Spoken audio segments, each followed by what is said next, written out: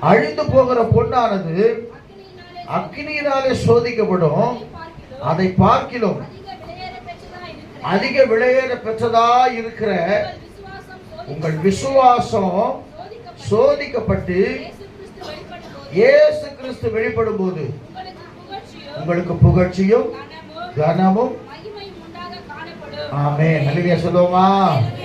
அப்ப ஏன் சோதிக்கிறாருன்னா, அழிந்து போகிற பொண்ணு அக்னியில என்ன ஆகுது? சோதிக்குது. ஏன்னா அதுக்குள்ள இருக்கிற அழுக்குகள் கசடுகள் எல்லாம் நீக்கணும்னா அக்னிக்குள்ள போய் தான் ஆகணும். அப்ப அதே போல நம்முடைய வாழ்க்கையில கண்பான கர்த்தருடைய பிள்ளைகளே, சில நேரங்கள் நம்ம சோதனை வரும்போது நம்ம சோர்ந்து போகிறோம். ஆனா வேதம் சொல்லுகிறது, அழிந்து போகிற பொன் அக்னியினாலே சோதிக்கப்படும். அதே போல உங்கள் விசுவாசமானது சோதிக்கப்பட்டு முடிவில் என்ன கிடைக்குமா?